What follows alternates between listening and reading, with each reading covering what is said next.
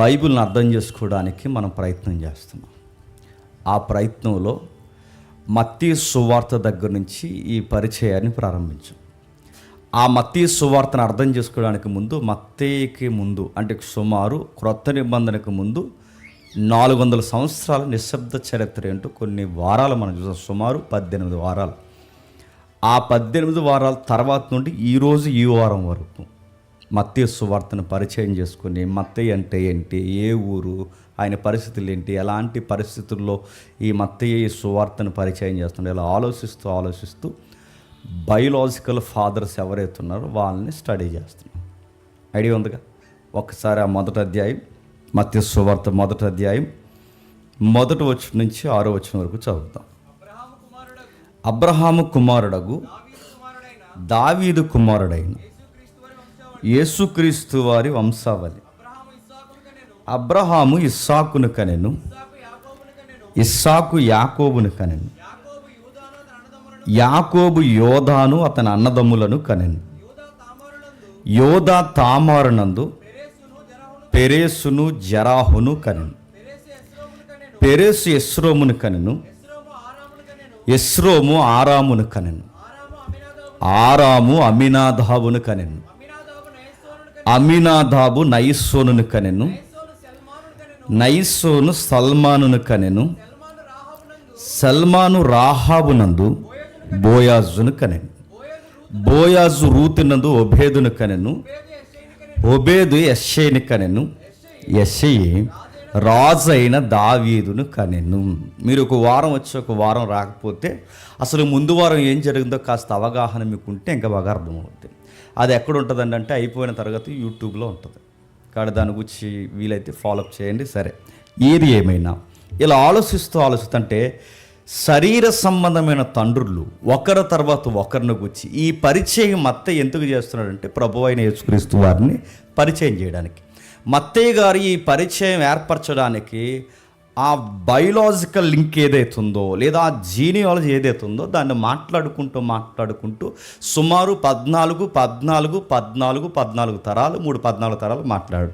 ఈ 14 తరగతులను తిరగేయడానికే నెలలు సంవత్సరాలు అయిపోతుంది. అవసరం అండి ఇవన్నీ అంటే చాలా అవసరం, గుర్తుపెట్టుకోండి. రండి, వినండి, ఎంతో కొంత ఇచ్చిపోండి అని చెప్పం మేము. గుర్తుపెట్టుకోండి, నేర్చుకోండి. ఆ నేర్చుకున్న దాన్ని వాక్యానుసారంగా మన జీవితాన్ని కట్టుకోండి. నేను చాలా మసీదులో చెప్పిందే మళ్ళీ మీకు జ్ఞాపకం చేస్తున్నాను. పౌలు గారు అంటారు, భక్తి ఉంటే సరిపోదురయ్యా, మీ భక్తి వాక్యానుసారంగా ఉండాలి. అంటే నా డివోషనల్ లైఫ్ రైట్గా ఉందా రాంగ్ ఉందో నాకు తెలియాలి, నా వాక్యం తెలియాలి.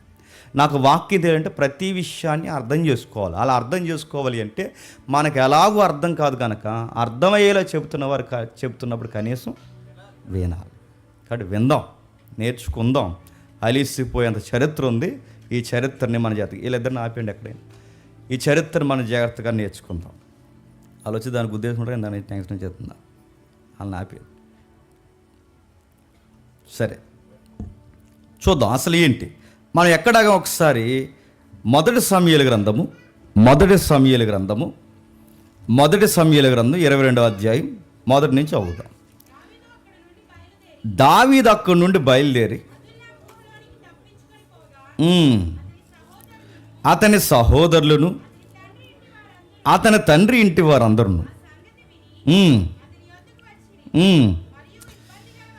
ఇబ్బంది గల వారందరూ, అప్పులు చేసుకుని వారందరూ, అసమాధానంగా ఉండి వారందరూ అతని యొద్దకు కూడుకొని రాగా అతడు వారిని అధిపతి ఆయను. అతని యొద్దకు ఎక్కువ తక్కువ 400 మంది వచ్చి ఉండ్రి. తర్వాత దావీదు అక్కడి నుండి బయలుదేరి మోయాబులోని మిస్పాకు వచ్చి, దేవుడు నాకు ఏమి చేసినది నేను తెలుసుకోవడం వరకు నా తల్లిదండ్రులు వచ్చి నీ యొద్ద ఉండనిమ్మని మోయాబు రాజుతో మనవి చేస్తున్నాను. అతని యొద్దకు వారిని తోడుకుని పోగా దావీదు కొండలలో బ్రాకెట్లో కోటలో దాగి ఉన్న దినములు వారి అతని యొద్దకు కాపురముండరి. మరియు ప్రవక్తయగు గాదు వచ్చి కొండల్లో ఉండక యోధా దేశములోకి పారిపోమ్మని దావీదుతో చెప్పినందున దావీదు పోయి హరేతు అడవులలో కాపురం ఉన్నాడు. ఇక్కడ వరకు చూస్తాం. అయితే సుమారు 6వ వచనం నుండి ఆ అధ్యాయం చివరి 23 వచ్చిన వరకు మనం చూడం, ఎందుకంటే గతించిన తరగతిలో చూసాం, మాట్లాడేసుకున్నాం, కంటెంట్ ఏంటో మనకు తెలుసు. సౌలు గారు అయ్యాములో ఒక పనికిమానుడు ద్వారా ప్రవక్తని చంపించేస్తాడు, ఇదంతా చూసాం. అయితే అక్కడి నుండి మళ్ళీ లింక్ ఎక్కడ కలుస్తుందంటే ఆ 22 అధ్యాయం మొదటి వచనం నుంచి 5వ వచనం వరకు ఉన్న లింకు మళ్ళీ 23 అధ్యాయం మొదటి వచనం నుండి 5వ వచనం వరకు లింక్ స్టార్ట్ అవుతుంది. నీకు అర్థమైందిగా? అంటే అక్కడ ఆగిపోయాడు, ఎక్కడ అడవులలో. ఆ అడవుల్లో ఆగిపోయిన దావీదు గారు టైంలో ఏం జరుగుతుంది ఇప్పుడు 23వ అధ్యాయం మొదటి వచనం నుంచి చదువుతున్నాం. తర్వాత ఫిలిస్తీన్లు కెయీలా మీద యుద్ధము చేసి కళ్ళముల మీద ధాన్యము దోసుకొనుచున్నారని దావీదునకు వినబడను. అంతట దావీదు, నేను వెళ్ళి ఈ ఫిలిస్తీన్లను హతము చేయదునని యెహోవా యొద్ద విచారణ చేయగా, యెహోవా నీవు వెళ్ళి ఫిలిస్తీన్లను హతము చేయమని కెయీలాను రక్షింపమని దావీదునకు సెలవిచ్చెను. దావీదుతో కూడి ఉన్న జనులు, మేము ఇచ్చట యోధా దేశమును ఉండినను మాకు భయముగా ఉన్నది, ఫిలిస్తీన్ల సైన్యములకు ఎదురుగా కెయీలాకు మేము వచ్చిన ఎడల మరింత భయము కలుగును కదా అని దావీదుతో అనగా, దావీదు మరలా యెహోవా యొద్ద విచారణ చేసెను. నీవు లేచి కెయీలాకు వెళ్ళుము, ఫిలిస్తీన్లను నీ చేతికి అప్పగింతునని యెహోవా సెలవీయగా, దావీదు అతని జనులను కెయీలాకు వచ్చి ఫిలిస్తీన్లతో యుద్ధము చేసి వారిని లెస్సగా హతము చేసిరి, వారు పశువులను దోసుకుని వచ్చిరి. ఇలాగూ దావీదు కెయీలా కాపురస్తులను రక్షించాను. అర్థమైందా? ఏం అర్థం లేదని అర్థమైంది. ఇప్పుడు బాగునండి, బైబిల్ కథల పుస్తకం కాదనడానికి ఆధారం ఏంటి చెప్పినా, దీనికి ప్రతిదీ రికార్డెడ్ ఎవిడెన్స్ ఉంటాయి. చాలా చరిత్ర పుస్తకాలని చెప్పుకునే మిత్ లేదా మిక్కిట లేదా పుక్కిట పురాణాలతో ముడిపడిన అనేక గ్రంథాలు ఉన్నాయి. అందులో కూడా చాలా యుద్ధాలు జరిగాయని ఆ గ్రంథాలు చెప్తాయి. కానీ ఆ యుద్ధాలు జరిగాయడానికి ఎవిడెన్స్ ఉండదు, హిస్టరీలోనే ఉండదు, జాగ్రఫీలోనే ఉండదు. గమ్మత్తేడు చెప్పిన ఆ యుద్ధాలు చేయడానికి ఎక్కడి నుంచో ఏవో వచ్చాయని చెప్తారు. ఎక్కడున్న వాటికే తరం లేదు, మళ్ళీ ఎక్కడి నుండో ఏవో వచ్చాయడానికి ఒక్క ఎవిడెన్స్ కానబడి ఆడదు. బైబిల్లో అనగనగనగా యుద్ధం జరిగింది, అనగనగనగా ఆ ప్రజలు ఆ రోజుల్లో ఉండేవారు, ఇప్పుడు జాగ్రఫికల్గా లేదు, ఇలాంటి కథలు చెప్పదు. వాస్తవాలు బైబిల్ రికార్డ్ చేసింది. అందుకే దావీదు గారి గురించి మాట్లాడుతున్నప్పుడు ఇది నిజంగా జరిగిందంటే జరిగింది.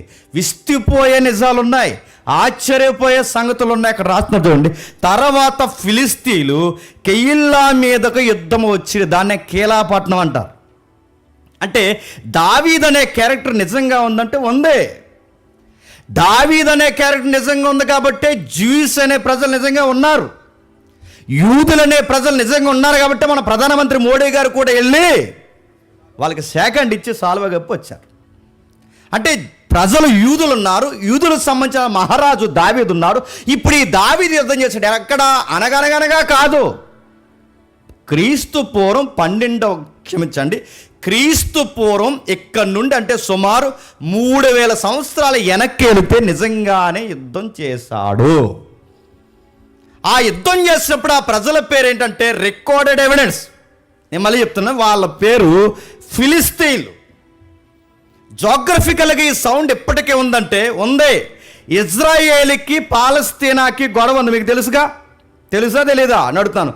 పాలస్తీనా అనే పేరు ఎక్కడది? బాగా వినండి, ప్రజెంట్ పాలస్తీనాలో ఫిలిస్తీన్లు లేరు, కానీ ఆ ల్యాండ్కి పాలస్తీనా అనే పేరు ఎక్కడది? ఫిలిస్తీన్ల పేరు మీద వచ్చిన పేరే పాలస్తీనా. ఆ పాలస్తీనాకి ఇజ్రాయెల్కి గొడవ. ఈ గొడవను సర్దుమనడానికి మధ్యలో పెద్దన్న, ఆ పెద్దన్న పేరు ట్రంప్. తెలుసుగా? నేను బైబిల్ అంటున్నా, బైబిల్లో పుక్కిట పురాణాలు లేవు, ఐక్యరాజ్య సమితి చేత గుర్తింపబడిన అనేకమైన ఆధారాలు ఉన్నాయి. అదిగో అక్కడ రాస్తున్న సంగతి చూడండి. ఫిలిస్తీన్లు ఉండేవారంటే ఉండేవారు, వాళ్ళ మూలాలు ఉన్నాయంటే ఉన్నాయి, ఆ ల్యాండ్స్ పేరు ఉన్నాయంటే ఉన్నాయి. ఇప్పుడున్న పాలస్తీనాయే ఒకప్పుడు కానాను భూభాగంలో ఒక ప్రాంతం, ఆ కానాను భూభాగంలో ఒకప్పుడు ఆ ప్రాంతమే ఫిలిస్తీన్ల అడ్డా. ఇప్పుడు ఇంకా చూద్దాం డీటెయిల్స్. ఇంకా ఏమున్నాయి? ఈ ఫిలిస్తీన్లు ఎవరు, అసలు వీళ్ళ మూలాలేంటి, వీళ్ళ పురాతన చరిత్ర ఏంటంటే, మీరు బాగా వినండి, ప్రపంచంలో పురాతనమైన చరిత్రలో అత్యంత ఆసక్తికరమైన పరాక్రమవంతులైన జనాంగంగా పిలువబడిన ఒక జాతిలో ఒక జాతే ఫిలిస్తీన్స్. గుర్తుపెట్టుకోండి. ఇంకా మీకు అర్థం కావాలి అంటే, ఇశ్రాయేలుకి చిరకాలపు శత్రువులు చెప్పండి ఫిలిస్తీన్లు. ఇంకా నేను చెప్తున్నాను వినండి, ఇశ్రాయేల్కి చిరకాలపు శత్రువులే కాదు, మీరు బైబిల్నే కాదు, మీరు ఎక్కడ హిస్టరీ బుక్ని అడుగుతారో అడగండి, మీకు చరిత్ర మీద ఎంత అవగాహన ఉంటే చదవండి, సముద్రపు ప్రజలని పేరు మోసిన ప్రజలే ఫిలిస్తీన్. వాళ్ళకి సముద్రం మీద చాలా గ్రిప్ ఎక్కువ. ఏ సముద్రం అంటే మెడిటేరియన్ సీ, మధ్యధరా సముద్రం. ఆ మధ్యధరా సముద్రం ప్రపంచం మధ్యలో ఉంది కనుకే ఆ సముద్రాన్ని బేస్ చేసుకునే ఈరోజు వరల్డ్ మ్యాప్ తయారు చేస్తారు. చూసారుగా, వరల్డ్ మ్యాప్లు ఏమంటారు? తూర్పు దేశాలు, పరమట దేశాలు, ఉత్తర దేశాలు, దక్షిణ దేశాలు, ఈస్ట్ కంట్రీస్, వెస్టర్న్ కంట్రీస్ అంటారు. ఏది ఈస్ట్, ఎక్కడ వెస్ట్, ఎక్కడ సౌత్, నార్త్ అని దేన్ని బట్టి ఎడ చేస్తున్నారు? సముద్రాన్ని బట్టి. నా మాట అర్థమవుతుందంటే, సముద్రానికి తూర్పు, మధ్యధరా సముద్రానికి తూర్పు దేశాలు మనవి, మధ్యధరా సముద్రానికి పరమట దేశాలు అమెరికా లాంటి దేశాలు. గుర్తుపెట్టుకోండి, ఇవి దేశాలు. వాటిని వెస్టర్న్ అంటే ఈ సముద్రం ఉన్నదన్నది వాస్తవం. ఆ సముద్రం మీద పేరు మోసిన సముద్ర ప్రజలే ఫిలిస్తీన్లు. ఇంకో మాట చెప్పనా, సముద్రపు వీరులు, సముద్రపు సూర్లు. ఇది టైటానిక్ సినిమాలో గొడవ కాదు, గుర్తుపెట్టుకోండి. నేను మళ్ళీ చెప్తాను, సముద్రపు వీరులు, సూర్లు. ఇంకా మీకు చెప్పాలంటే అవతార్ సినిమా డైరెక్టర్ తీసిన స్టోరీ కాదు ఇదే. మళ్ళీ చెప్తున్నా, ఇది నిజంగానే వారు సముద్రపు వీరులు. మీరు అవతార్ చూస్తారని అడగండి నన్ను, నేను చూడలే. మళ్ళీ చెప్తున్నా, అంటే అవతార్ మీకు వెళ్ళారు, స్టోరీలు చదువుతాంగా, రాత్రగా ఆర్టికల్స్ ఇగో నామినేట్ అయినాయి ఆస్కార్గా, అది దాన్ని రాత్రగా ఆ రాసిన. ఎందుకంటే ఒకటి చెప్తే చెప్పండి, ఇంకోటి అర్థమవుద్ది. అందుకే తెలుగులో సామెత ఉంటుంది, మనం ఇలాగ అంటే ఇంకా అలాగంటారు. అది మీరు సినిమాలు చూసే నేను ఎంకరేజ్ చేయట్లేదు, చూడకండి. చూస్తే సర్దారు, మళ్ళీ చెప్తున్నాను, చూడకండి, పోతా. సరే, ఏదైనా ఈ ఫిలిస్తీన్లు ఎవరైతే ఉన్నారో, ఈ ఫిలిస్తీన్లు ఇశ్రాయేలుకి చిరకాలపు శత్రువులు. అసలు వీరెవరంటే సముద్రపు ప్రజలు. వీళ్ళు మధ్యధరా సముద్రం మీద ఉండేవారు, ఒక దీపం దగ్గర ఉండేవారు.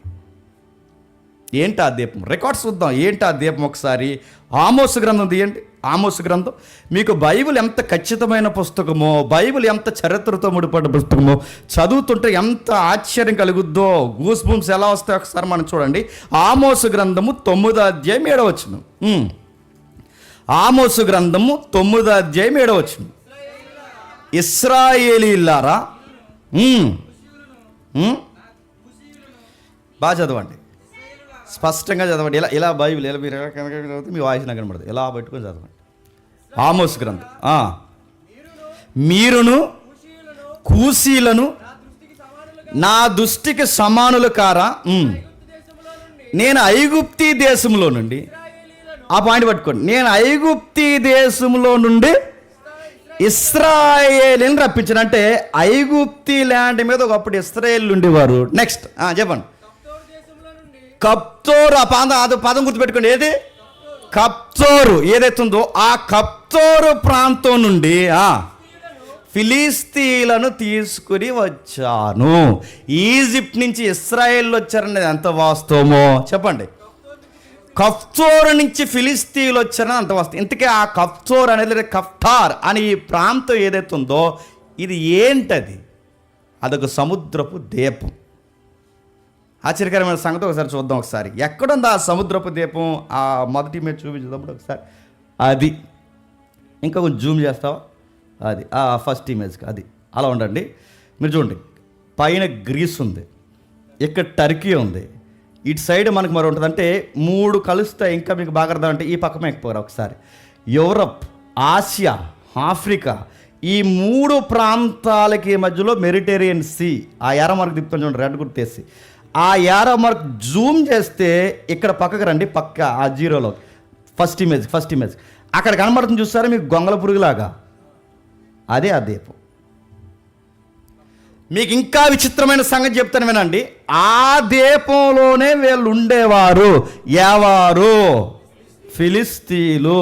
ఇశ్రాయేల్ ఐగుప్తిలో ఉండేవారన్నది ఎంత వాస్తవమో, ఫిలిస్తీయులు కూడా ఆ దీపంలో ఉండేవారు. దీపంలో బతుకుతున్నారు కనుక సముద్రం మీద పట్టెక్కువ. నా మాట అర్థమవుతున్నాయా?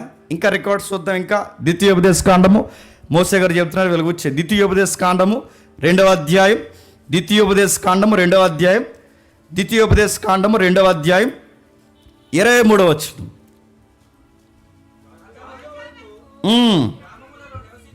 గ్రామములో నివసించిన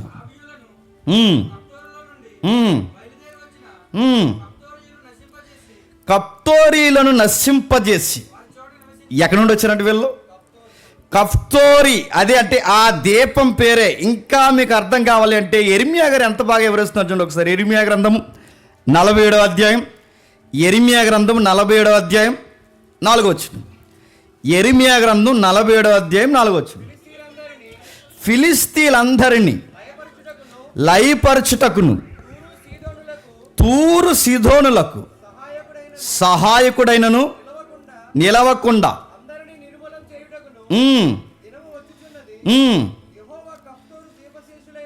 కప్తోరు దీపశేషులైన. ఎంత క్లియర్గా ఉందండి? బాగుంది. ఫిలిస్తీయులు అంటే వీళ్ళు ఎక్కడోళ్ళు చెప్పండి? కప్తోరు దీప నివాసులు. దాన్నే క్రొత్త నిబంధనలో ఏ దీపం అంటారు తెలుసా? పౌలు గారు వెళ్ళారే, మనం పాటలో పెట్టామే, ఇంకేటని అడిగితే అంతే సంగతులు. ఇంకా చెప్పండి, అది కొప్పరా త్వరగా ముగించేస్తాలంటే మీరు ఏది పడితే చెప్పండి. నేను అడుగుతున్నాను, క్రీతు వాగు లేదా క్రీతు దీపం, దాన్నే క్రేతు దీపం అంటారు చూసారా? అది చూస్తారు ఒకసారి. అపోస్తుల కార్యములు 27వ అధ్యాయం, అపోస్తుల కార్యములు 27వ అధ్యాయం 7వ వచనం చూడండి ఒకసారి. అపోస్తుల కార్యములు ఎంతో కష్టపడి గాలి మమ్మల్ని పోనీయకుండినందున క్రేతు చాటున, ఒకప్పుడు ఇప్పుడున్న క్రేతు, క్రొత్త నిబంధన క్రేతే, పాత నిబంధన చెప్పండి కప్తోరు. ఒకప్పుడు కప్తోరే, క్రొత్త నిబంధనలో క్రేతు. ఇప్పుడు బాగుంది, క్రేతే కప్తోరు. ఇది ఎక్కడుంది? మధ్యధరా సముద్రంలో ఉంది. ఈ మధ్యధరా సముద్రంలో ఉన్న ఈ ప్రాంతంలో ఫిలిస్తీయులు నివసించేవారు.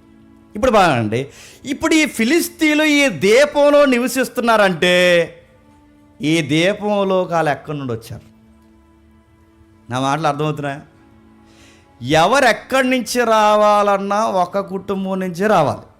చెప్పండి, ఎవరు ఆ ఒక కుటుంబం? అది ఎవరు చెప్పండి? నోవహు కుటుంబం. ఇంకో విషయం చెప్పిన, యూరప్లో ఉన్నవారైనా, ఆసియాలో ఉన్నవారైనా, ఇంకా కిందికి దిగిపోతే అమెరికాలో ఉన్న లింక్స్ అయినా, ఇంకా కిందకి పోతే ఆఫ్రికన్స్ అయినా, ఎవరైనా ఏ ప్రజలు ఏ దీప నివాసులుగా మారాలన్నా ఆ కుటుంబం నుంచే రావాలి. షేము, హాము, హ్యాపేతు ఎవరు? నోవహు బిడ్డలు. ఈ నోవహు పుట్టిన ముగ్గురు బిడ్డలు, ఈ ముగ్గురు బిడ్డల నుండే ప్రపంచం సెకండ్ జర్నీ స్టార్ట్ అయింది. అంటే వీళ్ళు అక్కడోళ్ళన్నమాట. ఎక్కడోళ్ళు? చూద్దాం ఒకసారి. ఆది కాండము చూడండి. మాకు ఇవన్నీ ఎందుకని అంటే చూడకండి. ఆది కాండము 10వ అధ్యాయం. ఆది కాండం నేను మళ్ళీ చెప్తున్నాను. మీరు ఎంత ఇంట్రెస్ట్గా ఉంటే అంత డీప్ స్టడీ తీసుకొచ్చి మీకు చెప్తాను. మీరు ఎంత క్వశ్చన్ మార్క్ పెడితే అంత పై చెప్పుకుంటే వెళ్ళిపోతాను. కాబట్టి మీరు వినే దాన్ని బట్టే చెప్పండి, నేను చెప్పేది ఉంటుంది. కాబట్టి విందాం, చూద్దాం ఒకసారి. ఆది కాండము 10వ అధ్యాయం 13-14 వచ్చిన చదువుతాం. మీకు క్లియర్గా అర్థం కావాలంటే, నాకు వచ్చిన మిస్ అయింది, నా బైబిల్ బాగా నలిగిపోయా, వచ్చిన నాకు గుర్తులేదు. హాము కుమారులు అనందు చూసారా? వచనం ఎంతది? యాపతి కుమారుల సంతతి తర్వాత హాము కుమారులు 6వ వచనం. అది 6వ వచనం. అక్కడ నుండి హామ్ అంటే పైనేమో యాపేతు సంతతి, కిందేమో హాము సంతతి. ఈ హాము సంతతిలో ఉన్నవాడే నిమ్రోదు. ఈ హాము సంతతిలో ఉన్నవారే ఎవరైతే బాబిలోనియన్స్. ఈ హాము సంతతి నుండి వచ్చిన వారే గమ్మత్తు, ఫిలిస్తీన్. ఎక్కడుంది అలాగా? కిందికి 13 వచనం. 13 మిస్రాయిము, లూదీలను, అనామీలను, లెహాబీలను, నఫ్తీలను, పత్రుశీలను, క్లస్లుహీలను, కప్తోరీలను కనెను. కప్తోరీలను కనెను. ఎవడికన్నాడు? నీ బొంద. ఎవరికన్నా చెప్పండి. ఎవరు? 13 వచనం. మిస్రాయిము కన్నాడు. మీకు ఇంకా ఆసక్తికరమైన సంగతి చెప్తున్నాడు. ఈ మిస్రాయిము నుంచి వచ్చిన వారు ఈజిప్టియన్స్. ఐగుప్తులో ఉన్నారు, చూసారా? మ్యాప్ చూపిస్తున్నావా? ఈ మిస్రాయిం అంటే, ఈ మిస్రాయిము ఎవరికి మూల పురుషుడు? ఐగుప్తీయులు. ఈ మిస్రాయిము ఎవరికి మూల పురుషుడు? ఫిలిస్తీన్లకి. ఈ మిస్రాయిము ఎవరికి మూల పురుషుడు? లూదీలకు. ఈ మిస్రాయిం ఎవరికి? పత్రుశీలకు. ఈ మిస్రాయిం ఎవరికి? కప్తోరీలకు. ఈ మిస్రాయిం ఎవరికి? ఫిలిస్తీన్లకు. వీళ్ళందరికీ మూల పురుషుడు. అంటే ఈ మిస్రాయిము మూల పురుషుడు ఎవరు? హాము. అన్నమాట అర్థం. హాము ఎక్కడోడు? నోవహు. నోవహు ఎక్కడోడు? సేతు. నా చంపండి ఈ రోజుకి మీరు చెప్ప. సేతు ఎక్కడోడు? ఆదాము. ఆ ఒక్కడి నుండే ప్రపంచం వచ్చింది. దీన్ని కాదనగలరా అని చెప్తున్నాను నేను. ఈ చరిత్రని కాదనగలరా? ఆదాము చరిత్ర తప్పనగలరా? సేతు సంతానం తప్పనగలరా? ఇదిగో ఇక్కడ యాపేతు సంతానం తప్పనగలరా? ఆము సంతానాన్ని లేదు, ఇది గాలి పురాణం అని అనగలరా? దీనికి ఆధారాలు ఉన్నాయి. మళ్ళీ చెప్తాను, ఇమేజ్లతో సహా తెచ్చాం. ఈరోజు మీరు చూద్దురుగా. ఇంకా ఏముంది అక్కడ రాస్తున్నాడు. మీకు డౌట్ రావాలి. 14 వచ్చిన చదువుతున్నప్పుడు. వచ్చిందా లేదా? రాలేదా? అక్కడ చదవండి ఒకసారి మళ్ళీ.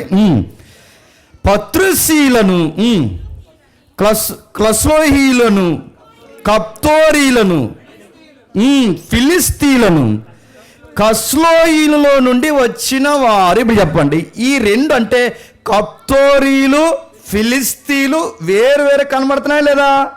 కనబడుతున్నాయి. ఈ రెండు వేరుగా కనబడుతున్నా దావీదు కాలం వచ్చేసరికి రెండు ఒకటే. అంటే వీళ్ళందరూ ఎవరు? అన్నదమ్ములు అన్నమాట. వీళ్ళిద్దరు ఎవరు? మిశ్రిత జనాంగం అన్నమాట. వీళ్ళిద్దరు ఎవరు? కలిసిపోయిన జనాంగం. అంటే వాళ్ళు వీళ్ళు కలిపితేనే దావీదు కాలానికి ఫిలిస్తీన్లు. మీకు ఇంకా అర్థం కావాలంటే, యూదులన్నా ఇశ్రాయేల్ అన్నా గుర్తుపెట్టుకోండి, ఎడదీసి మాట్లాడుకుంటే వేరు, కానీ కలిపి మాట్లాడుకుంటే ఈ 12 గోత్రాలు ఇశ్రాయేలీలే. ఆ మాట అర్థమవుతుందా? విడదీసి మాట్లాడుకుంటే యూదులు వేరు, ఇశ్రాయేల్ వేరు. కలిపి మాట్లాడుకుంటే కొన్ని చరిత్రలు ఇద్దరు ఒకటే. కాలం బట్టి మారిపోయారు సొలొమోను తర్వాత. సొలొమోను కాలానికి. అలాగే దావీదు కాలంకి వచ్చేసరికి ఇద్దరు కలిసారు. ఇంత క్రూరమైన ప్రజానికంగా ఎక్కడ బతికేవారంటే, తక్కువ శాతం కానాన్లో ఉన్న, ఎక్కువ శాతం ఫిలిస్తీన్లు ఎక్కడ ఉండేవారంటే ఈ దీపంలో, కఫ్తోరు దీపంలో ఉండేవారు. ఆ దీపంలో నివసించేవారు. కనుక ఈ సంతతి అలా డెవలప్ అయ్యి వీళ్ళు ఎలా అవుతున్నారో మీరు జాగ్రత్తగా వింటే, రామసేసు 2 అంటారు. ఆడవాడు అనకండి, రామసేసు అనగానే మీరు పక్కన గుర్తు రావాలి. ఎక్కడ చెప్పండి? ఈజిప్ట్ హిస్టరీ గుర్తుపెట్టుకోండి. రామసేసు పట్టణాన్ని ఇశ్రాయేలుల చేత కట్టించారని బైబిల్లో ఉందా లేదా? మీకు రామ అనగానే ఎక్కడికి వెళ్ళిపోకండి. రామసేసు పట్నం. బాగునండి. రామసేసు అని పట్టణానికి పేరు పెట్టారంటే ఎవరు? ఆ రామసేసు ఐగుప్తిలో రాజులాలు, మహారాజులు వాళ్ళు, ఫరోస్ వాళ్ళు ఎవరైతే ఉన్నారో. రామసేస్ 1 ఉన్నాడు, రామసేస్ 2 ఉన్నాడు, రామసేస్ 3 ఉన్నాడు. రామసేస్ 2, 3 ఈ టైంలో సరిగ్గా ఆ దీపంలో పెద్ద భూకంపాలు వచ్చాయి. ఒకసారి ఇమేజ్ చూపిస్తాం. ఏవైతే ఉన్నదో సరిగ్గా ఆ టైంలో, అంటే వీళ్ళ మీదకి ఎప్పుడైతే పెద్ద భూకంపాలు వచ్చాయో మీరు చూస్తున్నారు లేదు, అక్కడ చూసారా? పర్వతం పేలింది, ఆ దీపం పొంగింది. ఎప్పుడైతే ఆ భూకంపాలకి ఆ పర్వతం క్షమించండి, ఆ దీపం వణికిపోయిందో, సముద్రం మట్టం పెరుగుతుంది కనుక, దీపం అతలాకుతలం అవుతుంది కనుక, ఇక్కడ ఉంటే ప్రమాదం అనుకున్నారు కనుక వారి పట్టణాలు వదిలేసి, దాన్ని హిస్టరీలో అలా పిలుస్తారు. నాకు సరిగ్గా ఇక్కడ నేమ్ కనిపించట్లేదు, దాన్ని ఇక్కడ రాశాను. ఏమని? మైనోవన్ నాగరికత అంటారు దాన్ని. మీరు కావాలంటే దాన్ని హిస్టరీలో మీరు తిరగేసుకోండి. ఈ మైనోవన్ నాగరికత ఏదైతే ఉందో దాని సివిలైజేషన్ గురించి మనం మాట్లాడుకుంటే ఎలా అంతరించిపోయింది ఆ దీపం అంటే, ఆ తర్వాత మన హిస్టరీలోకి వెనక్కి వెళితే అక్కడ భూకంపాలు రావడం, పర్వతాలు పేలడం, ఇవంతా జరిగితే అక్కడి నుండి వాళ్ళు వేసుకుని మధ్యధరా సముద్రానికి దగ్గరగా ఉన్న తీర ప్రాంతాలకు వచ్చేసారు. వీళ్ళ పని ఏంటంటే, వీళ్ళ సొంతంగా పండించిన పంటలు. మీకు అక్కడ చర్చిలో ఉన్నప్పుడు చెప్పాను ఇజ్రాయెల్ హిస్టరీ, మీకు ఎంతమంది గుర్తుందో? వీళ్ళు సొంతంగా పంటలు పండించరు. వీళ్ళు ఏం చేస్తారంటే దాడి చేస్తారు.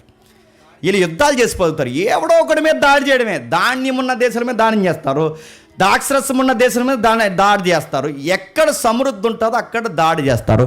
వీళ్ళ సరాసరి ఆ దీపం నుంచి వీళ్ళ ఒడ్డుకొచ్చే సమయానికి వెలసలిన నాగరికతగా ఒక సివిలైజేషన్ కనబడుతుంది. అదే ఈజిప్ట్ సివిలైజేషన్.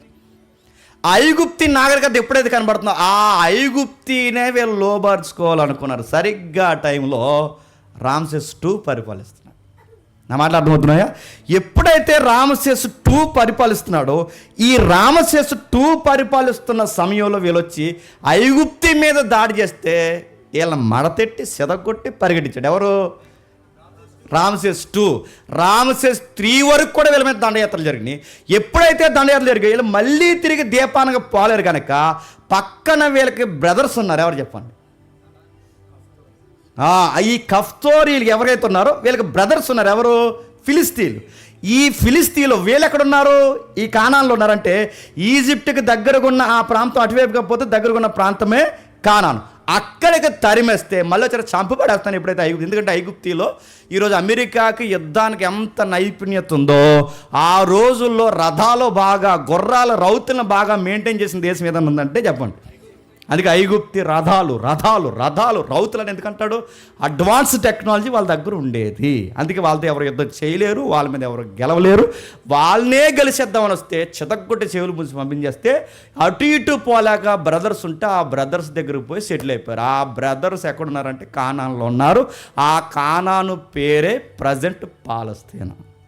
నా మాటలు అర్థమవుతున్నాయా? అక్కడికి వచ్చి అక్కడ సెటిల్ అయిపోయారు. అక్కడికి వచ్చినప్పుడు బాగా వినండి, వీళ్ళు నిజంగా ఇది యుద్ధం చేశారా, నిజంగా ఇది జరిగిందో లేదో కొన్ని స్క్రీన్ షాట్లు తెచ్చాను, మీరు చూడండి. ఎప్పుడైతే వీళ్ళు ఇక్కడికి వచ్చారో ఐగుప్తిలో అంటే ఈజిప్ట్లో మెదినెట్ హబ్ అని ఒక టెంపుల్ ఉంటుంది. నేను నెక్స్ట్ మంత్ వెళ్తున్నాను. నెక్స్ట్ డైరెక్ట్ ఇజ్రాయెల్కి వెళ్ళడానికి లేదట, డైరెక్ట్ కైరో నుండి జార్డాన్ నుండి ఇజ్రాయెల్ ఇలా ట్రిప్పు. నేను వెళ్తే ఎన్ని చూస్తాను రేపు. అక్కడ ఒక టెంపుల్ ఉంటుందట. ఆ టెంపుల్ ఏదైతే ఉందో మెదినెట్ హబ్ అనే టెంపుల్ ఏదైతే ఉందో రామసేసు IIలో వీళ్ళు తిరగబడ్డారనడానికి హిస్టారికల్ ఎవిడెన్స్ ఉన్నాయి. ఇది అక్కడదే దీపం దగ్గరది. నెక్స్ట్ ఇమేజ్ నేను చూపిస్తాను చూడండి. ఇది బాగాలండి, మీరు జాగ్రత్తగా జూమ్ చేసి చూడండి. ఇది మనం గీసుకొచ్చామండి, లేదా మనం ఎవరైనా ఫోటోగ్రాఫర్ రాజమండ్రి జిల్లా తీశారండి. ఇది మనకు హిస్టరీలో రికార్డ్స్ అయిన ఎవిడెన్స్, అవి జియోగ్రఫికల్ ఎవిడెన్స్. చూడండి, ఆ టెంపుల్ మీద రామసేసు II టైంలో ఫిలిస్తీన్లు పెద్ద పెద్ద కిరీటాలు వేసుకుని వాళ్ళ మీదకి యుద్ధాలకు వచ్చారని, చరిత్ర మర్చిపోకూడదని వాళ్ళ ఆలయం మీద వాటిని చెక్కి పెట్టారు. ఇది జరిగింది నిజంగా. నెక్స్ట్ ఇమేజ్ చూడండి. ఇంకా నెక్స్ట్ ఇమేజ్. ఎన్ని ఇమేజెస్ అదిగో చూడండి. ఫిలిస్తీన్లతో యుద్ధం. కింద ఒక ఫిలిస్తీన్లు పడిపోయి చూడండి, పైన రామసేసు వాళ్ళ ఎవరైతే సైన్యం ఉన్నారో చూడండి. జాగ్రత్తగా చూస్తే మనకు అర్థమవుతాయి. వాళ్ళ రథాలు, రౌతులు, సైనికులు, కింద పడిపోయిన ఫిలిస్తీన్స్ ఎవరైతే ఉన్నారో వీళ్ళతో యుద్ధాలు జరిగిన సాక్ష్యాలు, రాతి శాసనాల సాక్ష్యాలు. ఇంకా నెక్స్ట్ అదిగో చూడండి. ఇదే మీ టెంపుల్ మీద మీరు చూడండి, ఎప్పటికీ అవి ఆనవాళ్ళు ఉన్నాయి, ఎప్పటికీ మనకు కనబడుతున్నాయి. ఇవన్నీ జరిగాయి రామసేసు II టైంలోనే. వీళ్ళని దొలగొట్టి పంపించేస్తే కానాన్లో స్థిరపడిపోయారు. ఎంత మోక ఎవరైతున్నారో వీళ్ళ జాలి దయా లేని ఇతరుల మీద ఆధారపడి బతికేసే సోమరులు ఎవరు చెప్పండి? ఫిలిస్తీన్లు. అందుకే అలాంటి భయంకరమైన దీపంలో పౌలు గారు వెళ్ళి అలాంటి భయంకరమైన ప్రజలకు సువార్త చెప్పి ఆ ప్రాంతాన్నే సువార్త ప్రాంతంగా మార్చేశాడు మహానుభావుడు అపోస్తలుడైన పౌలు.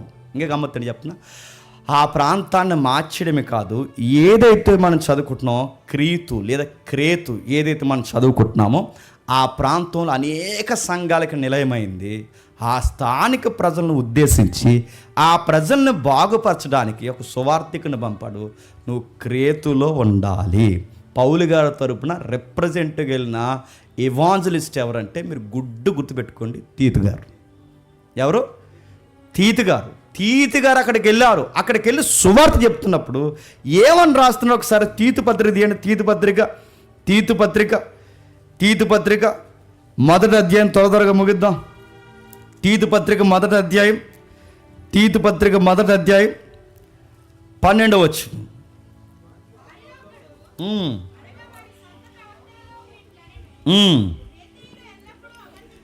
క్రేతీయులు ఎల్లప్పుడూ అబద్ధికులు. ఇది ఎలస్ట్రీ.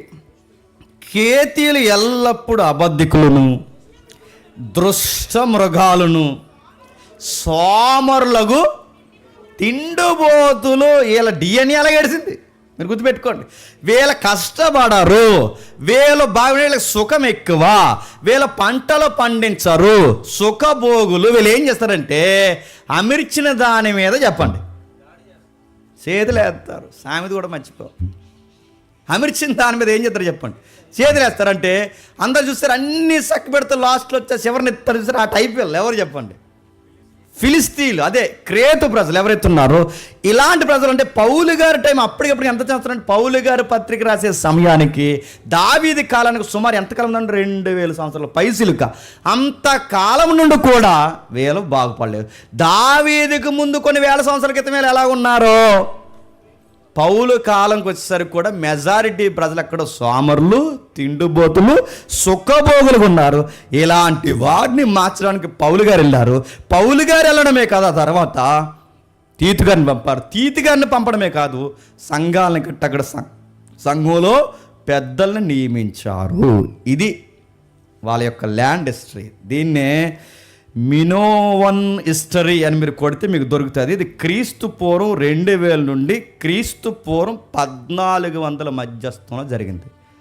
అవసరం లేకపోయినా పదం చెప్తాను, ఎందుకంటే మీకు ఐడియా ఉండదు. ఎవరైనా చదువుకున్న వాళ్ళు ఉంటే మీకు విషయం చెప్తున్నా.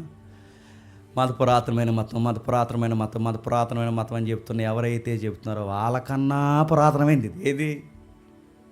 ఎవరైనా అడగండి ఇంకా, ఎందుకంటే నోటీసులు పంపిస్తున్నారు కదా. మరి నా మాటలు కాదు, మాది పురాతనమైన మతం చెప్తున్నారా? పురాతనం కన్నా పురాతనమైంది ఇది. ఎవరిది? ఫిలిస్తీన్ల చరిత్ర, దీప చరిత్ర, అంత పురాతనమైన చరిత్ర. ఇలాంటి పురాతనమైన చరిత్ర కలిగిన అజానుభావులు వాళ్ళ ఆ రోజుల్లోనే ఎత్తైన మనుషులు. వీళ్ళు కష్టపడరు కానీ యుద్ధాలు మాత్రం చెప్పండి బాగా చేస్తారు. వాళ్ళ ఇమేజ్లు ఊహించి తెచ్చాం. ఆ రోజుల్లో యూరప్ ప్రాంతంలో కాస్త అందమైన అధునాతనమైన ప్రజలు చూసారా. వాళ్ళ శారీర దారుఢ్యం కానీ, వాళ్ళ బలశైలి కానీ, వాడల నిర్మాణాన్ని కానీ, వాళ్ళ యొక్క విలాసవంతమైన భవంతులు కానీ, హిస్టరీలు ఇక్కడ దొరికి ఒకసారి జూమ్ చేయి. వాళ్ళ వాడే కూజాలు కానీ, ఇంకా పక్కెళ్ళి కూజాలు కానీ, ఆ రోజుల్లో వాళ్ళు ఆడే రింగ్స్ కానీ, ఇంకా నెక్స్ట్ ఇమేజ్లు ఉంటే వాళ్ళు వాడే ఆభరణాలకి కందిరేగల బొమ్మలు కానీ, వాళ్ళ గీసుకున్న ఎర్రటి బొమ్మలు అదిగో మీరు చూడండి అవి కానీ, కప్పులు కానీ, ఆ రోజుల్లోనే వాళ్ళెంత టెక్నాలజీని వాడారు. అందుకే అధునాతనమైన నాగరికత అంటారు వాళ్ళని. అంత పురాతనమైన నాగరికతలో అప్పటికింత అధునాతంగా ఉన్నారంటే సముద్రాల మీద ప్రయాణం తెలుసు, తెరసాపలు తెలుసు, అన్నీ తెలుసు. వీళ్ళకి మొత్తం నాగరికత తెలుసు. కానీ వీళ్ళు తెలిసిన వాళ్ళు ఏంటంటే కష్టపడడం తెల్లో, కష్టపడరు, ఇతరుల మీద దాడి చేసి బతుకుతారు. అంటే వీళ్ళకి సముద్రం మీద పట్టు ఎక్కువ, యుద్ధాల మీద పట్టు ఎక్కువ. ఇలాంటి పురాతనమైన ప్రజలు ఇప్పుడు టార్గెట్ పెట్టారు ఎవరి మీద చెప్పండి? కీలాపట్నం మీద టార్గెట్ పెట్టారు. ఏ పట్నం మీద? ఇప్పుడు మ్యాప్ చూద్దాం. సరిగ్గా దావీదు గారు ఎక్కడున్నారు, కీలాపట్నం ఎక్కడుంది? 23వ అధ్యాయం మీరు అలాగ ఒక లుక్ వేసి మ్యాప్కి ఒక లుక్ వేయండి. ముందుకు 23వ అధ్యాయం తీయండి, లోపల మ్యాప్ తీద్దాం. తర్వాత ఫిలిస్తీన్ కెయీలా మీద యుద్ధము చేసి ఏం దోచుకుంటే వీళ్ళకి ఇదే పని. ధాన్యాలు దోచుకోవడం, ద్రాక్షలు దోచుకోవడం, మొత్తం ఎక్కువైపోతే మానాలు దోచుకోవడం. వీళ్ళకి కష్టమా పనా? వీళ్ళకి ఏదో దోచుకోవడమే పని. అందుకే చూడండి, ఆ తర్వాత ఫిలిస్తీన్లు కీలాపట్నం మీద యుద్ధం వచ్చేసి కళ్ళము మీదను ధాన్యమును దోసుకొనుచున్నారని దావీదునకు వినబడి. ఇప్పుడు మ్యాప్ చూద్దాం. ఇప్పుడు దావీదు గారు ఎక్కడున్నారు? అడవులో ఉన్నాడు. ఎక్కడ? హరేతు అడవులో ఉన్నాడు. ఇప్పుడు దాడి ఎక్కడ జరుగుతుంది చెప్పాలి? దాడి ఎక్కడ జరుగుతుంది? కీలాపట్నం మీద జరుగుతుంది. ఆ మ్యాప్తో ఒకసారి నాకు చూపించు. దాడి కీలాపట్నం మీద జరుగుతుంది. అది మీరు చూస్తారా? ఇది పాత్ అనుకుంటా. ఇది పాత్. నేను పంపించాను చూడండి, ట్యాగ్ ఇవ్వనా? ఒకసారి నేను పంపించాను. దావీదు గారిది కీలాపట్నం 2 ఒకసారి ఒకటే చూడండి. ఏదైతే ఉందో ఒకసారి మళ్ళీ చదువుదాం. ఒకసారి 22వ అధ్యాయం 5వ వచనం చదువుదాం. 22వ అధ్యాయం 5వ వచనం. మరియు ప్రవక్తయగు గాదు వచ్చి కొండలలో ఉండగా ఉండగా యోధా దేశమునకు పారిపొమ్మని యోధా దేశమునకు పారిపొమ్మని దావీదుతో చెప్పినందున దావీదు పోయి అరాయతు అడవులలో చచ్చాను. సరే, ఇది లేదా మీకు పంపించలేదా? నేను మ్యాప్ పెట్టలేదా? సరే, ఇది కూడా ఎక్కడ ఉంది ఇప్పుడు? ఒకసారి వీలైతే నువ్వు ట్రై చేద్దాన్ని. కేలాతు ప్రాంతం నుంచి అరేతు అడవుల వరకు. బాగునండి, ఈ పట్టణం ఇవి రెండు పక్కపక్కన ఉంటాయి. ఈ రెండు పక్కపక్కనే జాగ్రత్తగా మనం చూస్తే ఆశ్చర్యకరమైన సంగతి ఏంటంటే, ఎవరుంటారు ఇంతకీ కేలా పట్టణంలో అంటే? ఎవరుంటారు? యూదులు ఉంటారు. ఎక్కడ? ఒకసారి యెహోషువ గ్రంథము 15వ అధ్యాయం, యెహోషువ గ్రంథము 15వ అధ్యాయం, యెహోషువ గ్రంథము 15వ అధ్యాయం 44 వచనం. యెహోషువ గ్రంథము 15వ అధ్యాయం 44 వచనం. యెహోషువ 15:44 ఉందా లేదా? చదవండి, కలుపున్నా చదువు.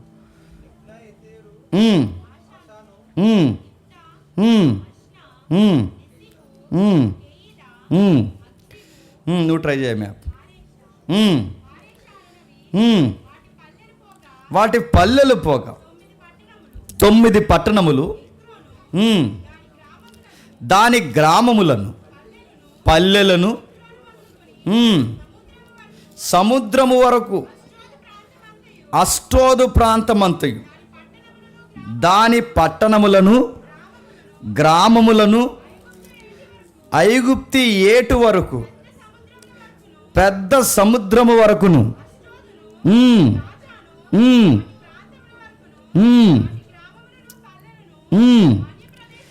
చదువుతూ 47వ వచనం ఒక మాట నుండి లిబ్నా ఎథేరు అని చెబుతూ కెయిలా, అదే కేలాపట్నం. ఇప్పుడు బాగుంది. ఈ కేలాపట్నం ఎవరికి ఇచ్చాడు? యెహోషువ గ్రంథం అనగానే మీకు గుర్తుండిపోవాలి. మీకు చాలాసార్లు చెప్పాను. యెహోషువ గ్రంథం అనగానే యెహోషువ నాయకత్వంలోనే ల్యాండ్స్ పెంచారు, భూభాగాలను పంచాడు. కానాను భూభాగం ఉందిగా, ఆ కానాను భూభాగాన్ని యెహోషువ పంచే సమయానికి అప్పుడు కొన్ని జాతులు సెటిల్ అయిపోయాయి. ఏ జాతులు?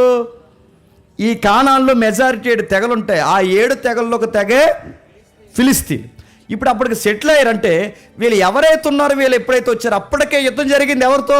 ఐగుప్తీలతో. ఐగుప్తీలు అక్కడి నుంచి చెదరగొట్టేస్తే, అంటే అంతకుముందు ఎక్కడ ఉన్న దీపాలు ఉండేవారు, ఈ దీపంలో ఉండేవారిని చెదరగొడితే, క్షమించండి, దీపంలో చెదిరిపోయి వస్తే, ఈ చెదిరిపోయిన వారు ఐగుప్తి మీద దాడి చేస్తే, ఐగుప్తీని చెదరగొడితే తిరిగి ఎక్కడో సెటిల్ అయిపోయారు చెప్పండి? కానాన్లో సెటిల్ అయ్యారు. తగునమ్మా తయారైపోతారు. చాలామంది ఇంటర్వ్యూలో తయారైపోయి ఏమంటారంటే, సొంత భూభాగమైన కానానీయుల్ది ఎవరు తీసుకున్నారు? ఇశ్రాయేలు తీసుకున్నారు అంటారు. నడుతాను కానానీయుల్ది భూభాగమా? నడుతాను అసలు ఎవడో లేనప్పుడే ఆ ల్యాండ్ తొక్కింది ఎవరో తెలుసా? అబ్రహాం తొక్కాడు. గుర్తుపెట్టుకో, రికార్డెడ్గా ఆ ల్యాండ్ అబ్రహాముదే. అబ్రహాము ప్రజలు తిరిగి 400 సంవత్సరాల తిరిగి వచ్చే సమయానికి ఈ పిల్ల జాతులన్నీ పెద్ద జాతులై కూర్చున్నాయి. ఇంకా మీకు అర్థం కావాలంటే, ఈ తెగలో ఎవరైనా యెహోషువ పనిచేస్తున్నారు. ఇదిగో రూబేనీలు ఇక్కడ ఉండండి, ఎవరైతే ఉన్నారో గాద్ ఇక్కడ ఉండండి, లేవీలు దేవుడిని అంటుకుని ఉండండి, ఎవరైతే ఉన్నారో బెన్యామీన్లు ఇక్కడ ఉండండి, యూదులు మీరు ఇక్కడ ఉండండి. మీకు ఏ పట్టణాలు ఇస్తున్నామంటే మీకు కేలా పట్టణం కూడా ఇస్తున్నాం. కేలా ప్రాంతం, అప్పుడు పట్టణం కాదు, కేలా ప్రాంతం మీకు ఇస్తున్నాను. కానీ ఆ కేలా ప్రాంతాన్ని పట్టణంగా యూదులు తయారు చేశారంటే, ఇప్పుడు యూదులున్న పట్టణం మీదకి దాడికి వచ్చారు ఎవరు చెప్పండి? ఫిలిస్తీన్లు దాడికి వచ్చారు. ఇప్పుడు ఈ దాడికి వచ్చిన ఫిలిస్తీన్ని అదుపు చేసే బాధ్యత ఎవరికి ఇస్తున్నారు చెప్పండి? దేవుడు. ఇది దీని హిస్టరీ. ఇప్పుడు చూద్దాం ఒకసారి ఎక్కడ ఉందో ఒకసారి మనం చూసుకుంటూ వెళదాం. 1 సమూయేలు గ్రంథము 23వ అధ్యాయం, త్వరగా ముగిద్దాం. 1 సమూయేలు గ్రంథం 23వ అధ్యాయం 1వ వచనం నుండి. తర్వాత ఫిలిస్తీన్లు కెయిలా మీద యుద్ధము చేసి కళ్ళముల మీద ధాన్యము దోసుకొనుచున్నారని దావీదునకు వినబడింది. ఇప్పుడు చెప్పండి, ధాన్యం దోసుకుంటున్నారంటే ఈ ప్రాంతం ఎక్కడికి దగ్గరగా ఉంది? హెరేత్. ఇందాక మనం చదువుకున్నాంగా, దావీదు ఉంటున్న కొండ ప్రాంతం, అడవి ప్రాంతానికి దగ్గర ప్రాంతం. ఇంకా చెప్పాలి అంటే ఈ ప్రాంతం యోధా జాతికి బలమైన కోటగా నిలబడింది. ఇవన్నీ నేను చూసానే పంపించడం మర్చిపోలేదు, మీకు చూపిద్దును. అవుతుందా మీకు జ్ఞాపకం అవుద్దా? ఏదైతే మనం చూస్తాం ఇవన్నీ మీరు జాగ్రత్తగా చూడండి. ఇవన్నీ మనం జాగ్రత్తగా చూస్తే ఈ ప్రాంతం అంటే దావీదు గారు ఉంటున్న ప్రాంతము, ఇక్కడ మనకు కనబడుతున్న కేలాపట్నం దగ్గరగానే ఉంటాయి. మీకు జస్ట్ 50 కిలోమీటర్లు దాటితే మనకు వచ్చే దేడు చెప్పండి, రామచోడవరం ఏజెన్సీ. జస్ట్ రాజమండ్రికి 50 కిలోమీటర్లు వెళ్తాయి, లేదా 50 చిల్లర వెళ్తే దొరికేద్ది మనకేంటి చెప్పండి, ఏజెన్సీ. అలాగే రాజమండ్రి సిటీకి దగ్గరగా ఏజెన్సీ ఎలా ఉందో, ఈ కీలాపట్నానికి దగ్గరగా ఉన్న ఏజెన్సీ ఏంటి, హరేతు అడవులు ఉన్నాయన్నమాట. ఆయన అక్కడ ఉన్నాడు. ఎవరు అని రామచోడవరంలో ఉన్నాడు అనమాట. ఎవరు? దావీదు గారు. ఇది పట్నం, కీలాపట్నం రాజమండ్రి అనుకోండి. ఇప్పుడు డైరెక్ట్ దాడి పట్నం ఏం జరుగుతుంది, ఈ వార్త ఏజెన్సీలో ఉన్న చెప్పండి దావీదు గారి దగ్గరికి వెళ్ళింది. ఇప్పుడు చెప్పండి, అక్కడ మీరు జాగ్రత్తగా చూడండి. దావీదు గారు ఈ మాట వింటున్నారంటే రాజ్యం బాగున్నట్ట బాలేనట్ట? ఇంకే విషయం చెప్పనా, అసలు ఈ సౌండ్ ఎవరినాలి? సౌలు వినాలి. ప్రజల మీదకి దాడి జరిగితే దాడి జరగకుండా ఎవరు ఆపాలి? సౌలు ఆపాలి. కానీ రాజు బతుకుండగానే ప్రజలు విన్నపం రాజుకు చెప్పకుండా దావీదుకు చెబుతున్నాడంటే రాజు మంచిగా పరిపాలిస్తున్నాడా, ఫెయిల్యూర్ అయ్యాడా? ఫెయిల్ అయిపోయాడు. ప్రజలు ఎవరికైతే చెప్పుకోలేకపోతున్నారు, ఈయనకి చెప్పుకోవడానికి కూడా అసలు మనసే లేదు.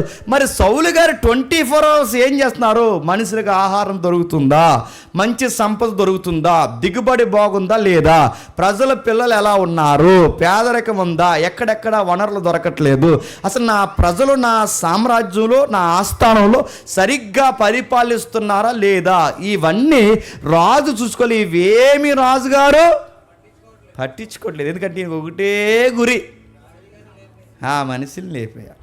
ఎవరిని చెప్పండి, వెనకాల కిందోలేమైపోతున్నారు ఈయనకి అనవసరం, తిన్నారో ఉన్నారు లేదు ఈయనకి అనవసరం, రాజ్యం ఎలా ఉంది ఈయనకి అనవసరం. ఈయనకి కావాల్సిందల్లా జీవిత లక్ష్యం ఏంటి? ఒక్కడ మీద గురి పెడితే గుర్తుపెట్టుకోండి, ఉన్న స్థితిగతులు మర్చిపోతాం. ఎందుకంటే నిలువెత్తు సాక్షి ఏంటండి, తన బాధ్యత మర్చిపోయాడు, తన ప్రజల బాధలు మర్చిపోయాడు, తన చుట్టూ ఉన్న తన మీద ఆనుకున్న వాళ్ళ శ్రమలంతా మర్చిపోయాడు. దేశం అప్పుల్లో పడింది, దేశం తెప్పల్లో పడింది, శ్రమలు ఎక్కువైపోయాయి, బాధలు ఎక్కువైపోయాయి, జబ్బులు ఎక్కువైపోయాయి. సుమారు 400 మంది ఒక టీం అయ్యారు. ప్రజల మీద ఒక 400 మంది టీం అయితే ఈ 400 మంది కూడా వచ్చి అర్జీ ఎవరికి పెట్టుకుంటారు? దావీదుకే పెట్టుకుంటున్నారు. ఇప్పుడు దావీదుకి 400 మంది కూడా దావీదు దగ్గరికి వచ్చారు. ఇప్పుడు పట్టణంలో ప్రాబ్లం వచ్చిన పట్టణ ప్రజలు కూడా దావీదుకి చెప్తారు. ఇప్పుడు ఈయన ఏం చేస్తున్నాడు? ఈ మనిషిని ఎదుక్కుంటూ తిరుగుతున్నాడు. ఎవరిని చెప్పండి, నేను అడుగుతున్నాను. ఈ మనిషి మీద ఎంత గురేటండి? నీ పని ఏంటి, నీ పరిపాలన ఏంటి? ఒక్కడ మీద గురేడితే నీ పరిపాలన ఒక మాట చెప్పనా, ఈ మాట అంటున్నాను, ఎస్ నాకు పోతుంది ఏంటని అడగండి. ఇంకెందుకంటే నన్ను డైరెక్ట్గా అడగండి.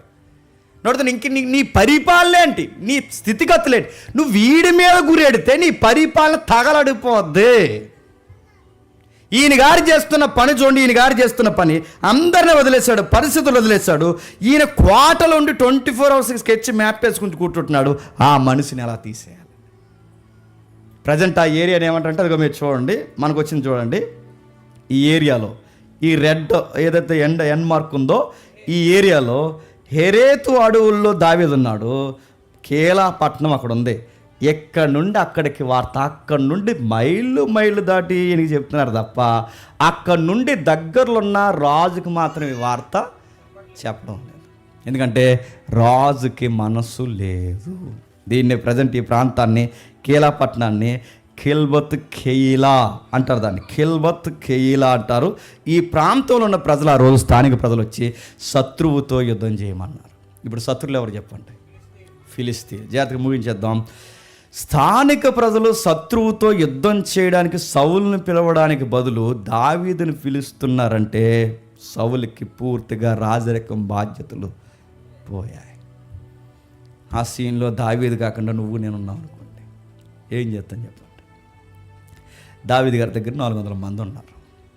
400 మంది ఎవర్రా అంటే పిరుకోళ్ళు, భయస్తులు, అప్పులోళ్ళు, పోనీళ్ళకి ఏమైనా సైన్యంలో పనిచేసి రిటైర్ అయిపోయారు. అసలు కత్తే తెలియదు, సుత్తే తెలియదు, వీళ్ళకి ఏమీ తెలియదు. అప్పులు చేయడం తెలుసు వీళ్ళకి. వీళ్ళకి అప్పులు చేయడం తెలుసు, బాధలు పెట్టడం ఇవి తెలిసి వీళ్ళకి యుద్ధాలు చేయడం తెలుసా? ఇలాంటి వాళ్ళు ఇప్పుడు ఈయన దగ్గర 400 మంది ఉంటే ఇప్పుడు టౌన్లో ఉన్న ప్రజలందరూ వచ్చి ధాన్యం పట్టిపోతున్నారని ఈయనకి విన్నపం పెట్టుకుంటే ఎవరిని తీసుకుని పోయి యుద్ధం చేస్తాడు? మరో మాట చెప్పనా, దొరికిందే అవకాశమని అవకాశాన్ని తీసుకుని వెళ్దాం పదండి ఏదోటి చేద్దామన్నాడా?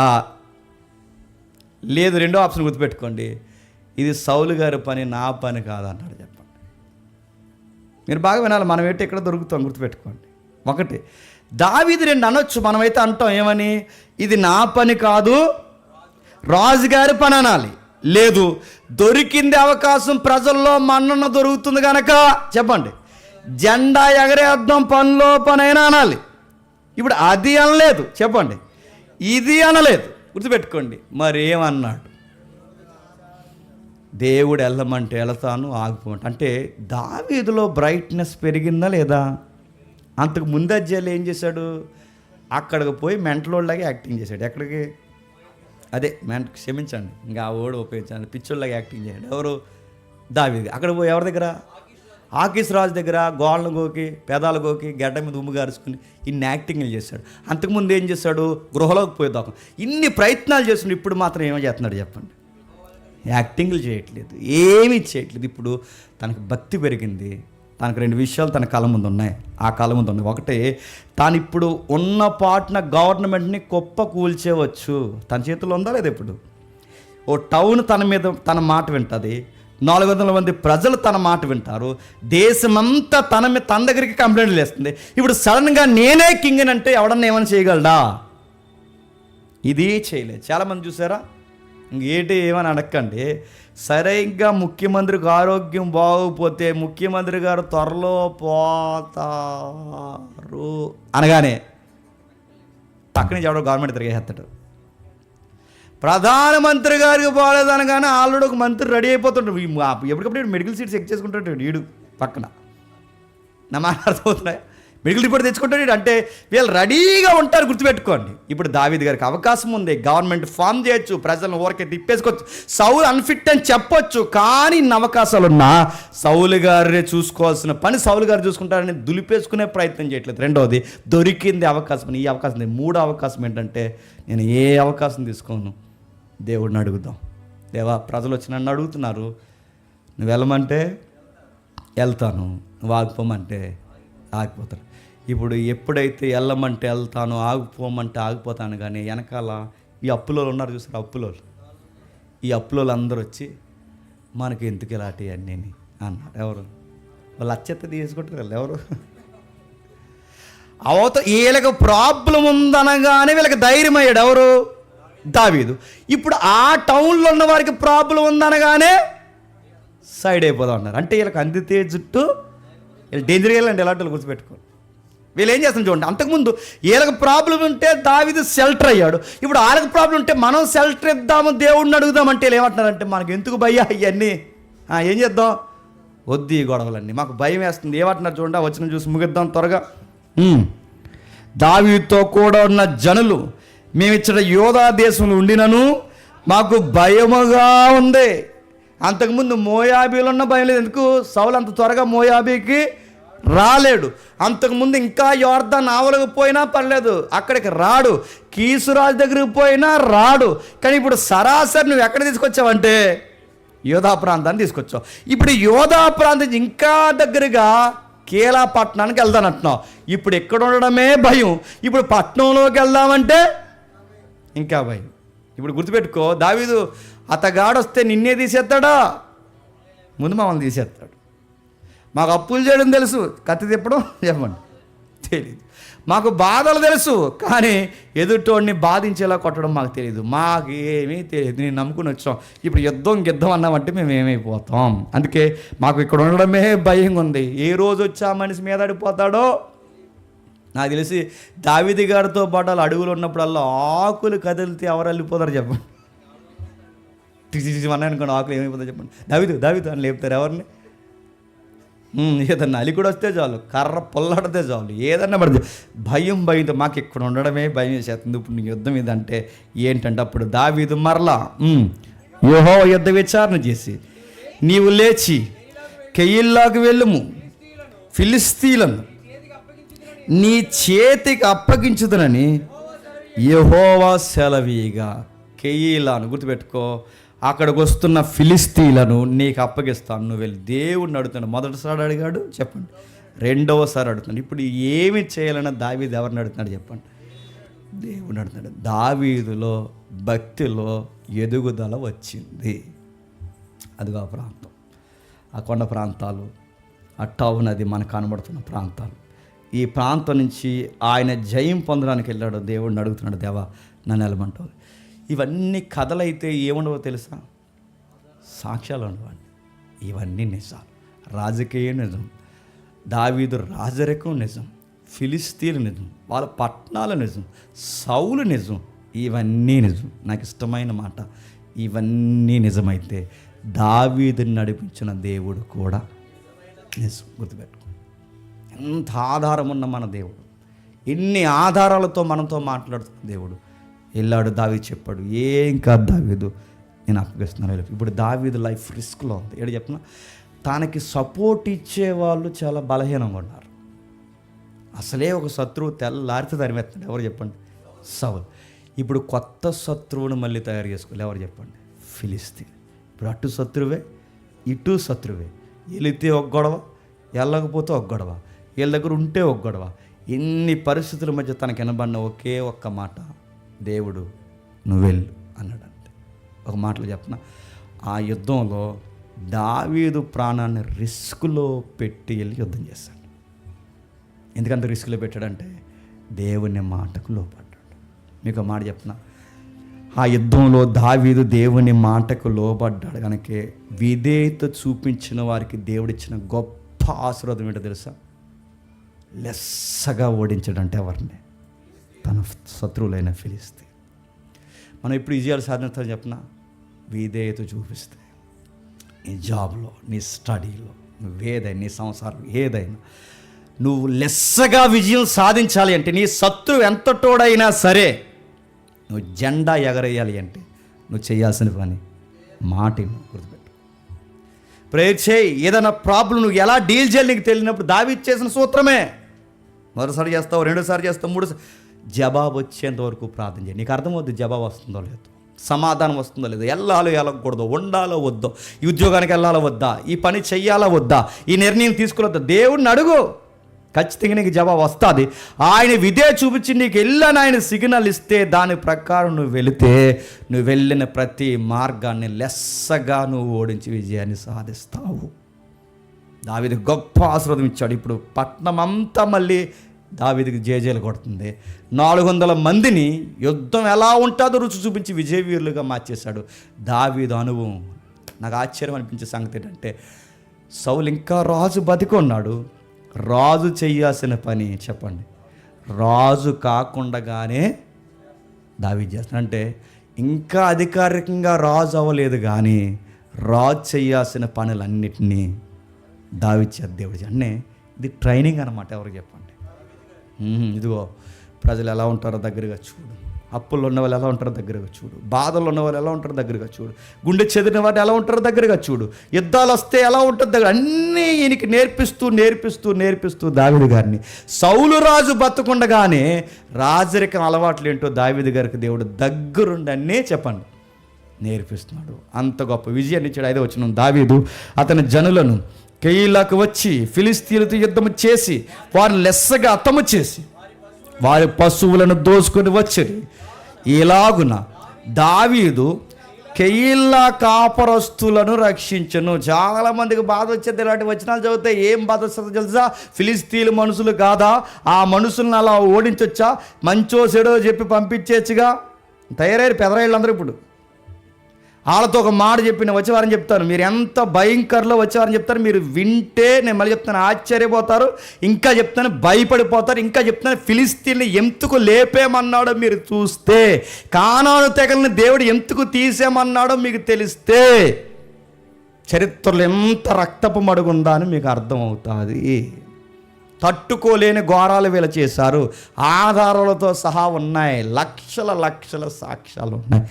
వాళ్ళని ఓడించు డేంజర్. వాళ్ళు గుర్తుపెట్టుకో. వాళ్ళ దీపానికి ప్రమాదం, సమాజానికి ప్రమాదం, సోమరులు, కష్టపడరు. గుర్తుపెట్టుకోండి, ఫిలిస్తీన్లే కాదు, ఈ రోజుల్లో ఈ ప్రాంగణంలో ఉన్న ఎవరైనా కష్టపడినాడు ఎవడైనా ప్రమాదం ఏమని చెప్తున్నాను. వాడు ఫిలిస్తీనే కాదు, వాడి దీప నివాసే కాదు. మీ అందరికీ చెప్తున్నా, ఒక సహోదరులుగా మిమ్మల్ని భావించి మీరు కష్టపడి ఏదో పని చేయండి. నేను చెప్తాను, ఏ పని లేకపోతే ఇంట్లో గిన్నెలు కడిగేయండి. నేను సీరియస్ చెప్తాను. ఇంకా ఏ పని లేకపోతే వాష్రూమ్స్ కడిగి, ఇంకా పని లేకపోతే నీళ్ళు నువ్వే తుడు, ఇంకా పని లేకపోతే ఒక 50 కేజీల రాయి తీసి పైన కిందకి ఎగరాయి సాయంత్రం వరకు ఏదో ఒక పని చేయి. సోమరంగా ఉండడం దేవుడికి నచ్చదు. వీళ్ళ సమాజాన్ని ఈ సోమరాలు ఏం చేస్తారు చెప్పిన, పంటలు బాగా పండాలని, వాళ్ళ ఆరోగ్యాలు బాగా ఉండాలని, వాళ్ళ జాతి బాగా ఉద్భవించాలి అని 20 లక్షల మందిని గుర్తుపెట్టుకోండి నరికేస్తారు. నిజంగా జరిగింది, మీకు వచ్చే వారం చెప్తాను నేను. సుమారు కొన్ని లక్షల మంది పసిపిల్లల్ని నరికేసి వాళ్ళ ఎముకలు కాల్చేసి ఆ బూడిదని కుండల్లో పెట్టి బూడిద జల్లుకుని మీద రాసుకుని తిరిగారు. దేనికి చెప్పిన, పంటలు బాగా పండుతాయని. ఎంత మూర్ఖుడు! ఇప్పుడు చెప్పండి, ఇలాంటి మూర్ఖుడు ఇప్పుడు కేలాపట్నంకి వస్తే ఇలా కుదిరింగా ఏదో చేస్తారండి? పచ్చిమాసం తినేసే మనుషులు. అలాంటి మనుషులను దేవుడు అన్నాడు లెస్సగా ఓడించే. వాళ్ళు ఎలా కాల్చారు, ఎంత డేంజరస్ ప్రజలు వాళ్ళందరూ మనకు అర్థం కాదు. వచ్చే వారం చూద్దాం. ఇలాంటి దావీదు గారికి దేవుడు ఇచ్చిన గొప్ప విధేయత. తండ్రి, నువ్వు ఏది చేయమంటే చెప్పండి, అది చేస్తా. ఆ మాట విన్నాడు కనుకే గొప్ప కార్యాలు జరిగాయి. దావీదులోని గొప్పతనం, దేవుడు మన దగ్గర కూర్చుంటాడు, మన దగ్గర లేస్తాడు. అందుకే దావీదుకి ఇచ్చిన గొప్ప బిరుదు ఏంటంటే, నా ఉద్దేశానుడైన మనుషు, నా హృదయానుసారుడైన మనుషు. నేనేమనుకుంటానో దావీదు అదే చేస్తాడు. ఇది దావీదు స్టోరీ. ఇలాంటి గొప్ప దావీదు ద్వారా ఈయన స్థాపించిన సింహాసనం మీద ఒక రాజు వస్తాడు, కూర్చుంటాడు. ఆయన దావీదు కుమారుడు అనబడతాడు. ఆ దావీదు కుమారుడు ఆయన ఎలా అనబడతాడు, ఎలా క్లైమ్ చేసుకుంటాడు, దావీదు సింహాసనాన్ని యుగయుగాలు ఎలా పరిపాలిస్తాడో తెలియాలంటే వచ్చే వారి నుండి మరలా కొనసాగుదాం. దేవుడు మిమ్మల్ని దీవించును గాక. మోకాళ్ళు లేయగలిగిన వారు మోకాళ్ళు లేయండి, మోకాళ్ళు లేయలేని వారు లేచి నిలబడండి. ఈ వాక్యాన్ని విన్నదాన్ని మీ మనసులో కేంద్రీకరించుకోండి. ఇప్పుడు పెట్టావు ఈ సౌండ్, మీరు ఆపేశారు.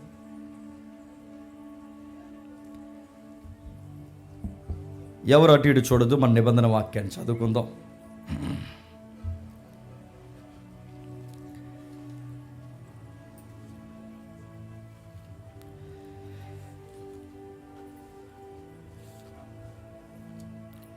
వినబడిన వాక్యాన్ని, వాస్తవమైన దేవుణ్ణి, ఖచ్చితమైన రుజువులతో ఈ దేవుడు మనతో ప్రతి వారం మాట్లాడితే ఇది నిజమని నీకు అర్థమైతే, ఈ నిజమైన దేవుడి దగ్గర నువ్వెంతగా ప్రాధాన్యపడాలో అంతగా నీ మనసును కుమ్మరించి నీ దేవునితో నువ్వు మాట్లాడు.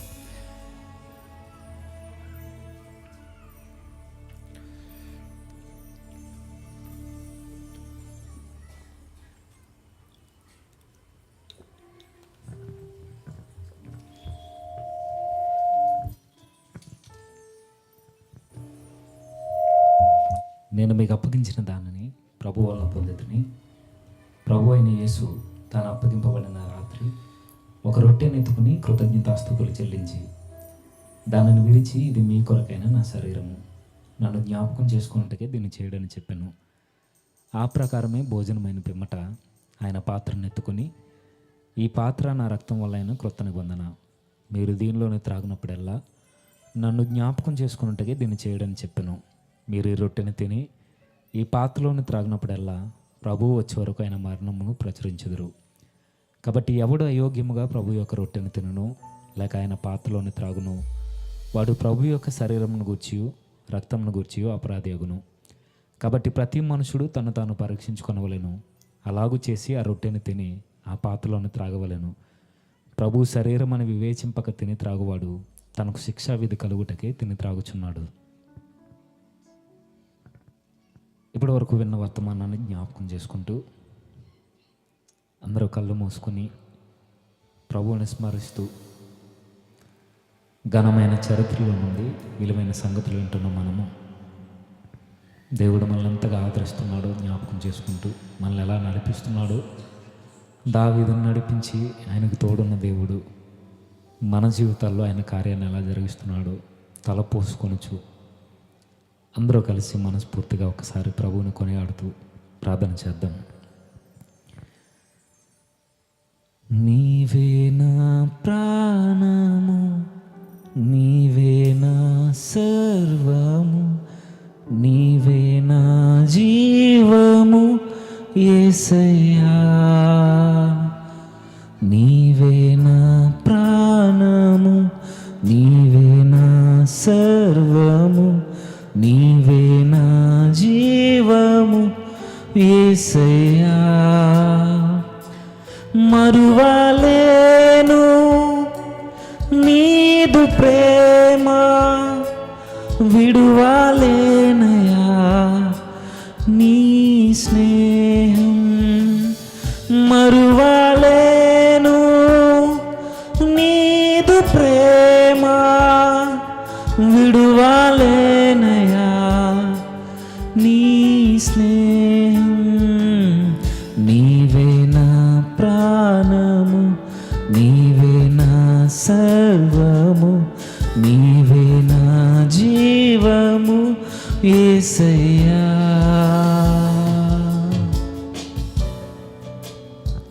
అవును కదా,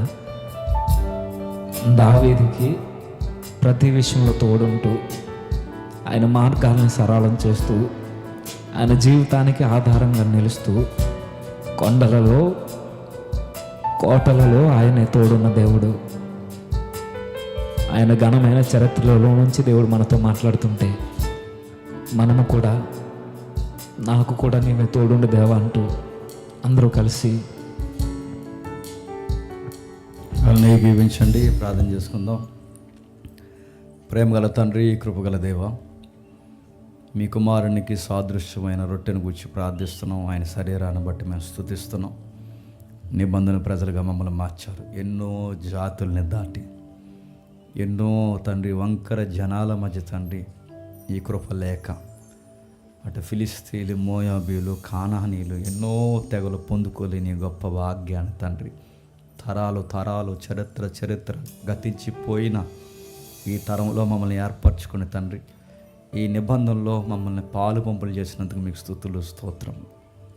ఇది దావీదు ఏ రాజ్యాన్ని అయితే స్థాపించాడో ఆ రాజ్యాన్ని కొనసాగిస్తున్న మీ కుమారుని రాజ్యంలో మేము వారసత్వం కలిగి ఉన్నందుకు మీకు స్తుతులు, స్తోత్రములు దేవా.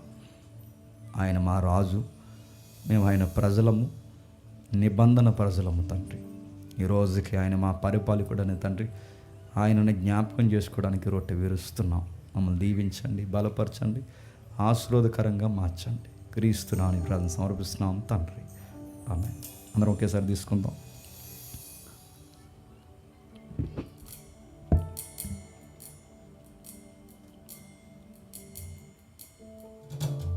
మార్గం నీవే, సత్యం జీవం నీవే, జీవించుటకు ఆధారం నీవే. మార్గం నీవే, సత్యం జీవం నీవే, జీవించుటకు ఆధారం నీవే. అపాయము రాకుండా కాపాడు వాడవు, నిన్ను నేను ఆరాధింతు. అపాయము రాకుండా కాపాడు వాడవు, నిన్ను నేను ఆరాధింతు. నీవే నా ప్రాణము, నీవే నా సర్వము, నీవే నా జీవము యేసయ్యా. అలా ఏకీవించండి, ప్రార్థన చేసుకుందాం. ప్రేమగల తండ్రి, కృపగల దేవం, నిబంధన రక్తాన్ని గురించి ప్రార్థిస్తున్నాం. అని నిర్దోషమైన పవిత్రమైన ఆయన రక్తాన్ని తండ్రి మా మీద కుమ్మరించి పరిశుద్ధులుగా మార్చి ఆయన రాజ్యంలో తండ్రి మాకు పౌరసత్వాన్ని అనుగ్రహించినందుకు మీకు స్తుతులు. ఆయన జ్ఞాపకం చేసుకుంటున్నాం, ఆయనను ప్రకటిస్తాం, రాజ్యానికి సాక్షులుగా మేము నిలబడతాం. తొట్టెళ్ళిపోయేవారుగా కాక నిబంధన ప్రజలుగా ఇంకొన మమ్మల్ని స్థిరపరిచి బలపరుస్తారని కోరుతూ ఈ యొక్క ద్రాక్షరసాన్ని బట్టి మిమ్మల్ని స్తుతిస్తూ క్రీస్తు నామమున ప్రార్థన సమర్పిస్తున్నాం తండ్రి, ఆమేన్.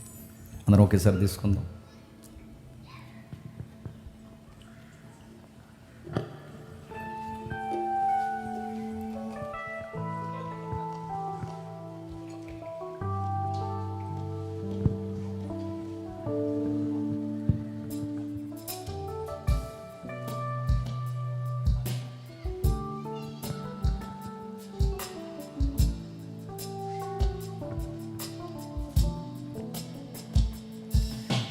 తోడు నీవే, నా నీడా నీవే, నిత్యం నా తోడు ఉండే చెలిమి నీవే. తోడు నీవే, నా నీడా నీవే, నిత్యం నా తోడు ఉండే చెలిమి నీవే. బ్రతుకంతా నీ కొరకే జీవింతును, నేను ఆరాధింతు. బ్రతుకంతా నీ కొరకే జీవింతును, నేను ఆరాధింతు. నీవే నా ప్రాణము, నీవే నా సర్వము, నీవే నా జీవము యేసయ్యా. నీవే నా ప్రాణము, నీవే నా సర్వము, నీవే నా జీవము యేసయ్యా. మరువలేను నీదు ప్రేమ, విడువలేనయా నీ స్నేహం. మరువలేను నీదు ప్రేమ, విడువలేనయా నీ స్నేహం. మరువలేను నీదు ప్రేమ, విడువలేనయా నీ స్నేహం. అందరు లేచి నిలబడదాం, చిన్న ప్రకటన చేసుకుందాం. రెండు ఈ నెల 15వ తారీఖు మన ప్రియులు దొల్ల సంఘం కాపరస్తులు దొడ్డప్రసాద్ గారి సంఘంలో ప్రతీ నెల దుర్బోధల మీద అవగాహన సదస్సు జరుగుతుంది. గతించిన తరగతుల్లో గతించిన నెలలో త్రిత్వం అంటే ఏంటి, బైబిల్లో తండ్రి కుమార పరిశుద్ధాత్మ ఈ ముగ్గురు వ్యక్తిత్వాల దైవత్వం ఏం రాయబడిందో గతించిన నెలల్లో మనం చూస్తాం.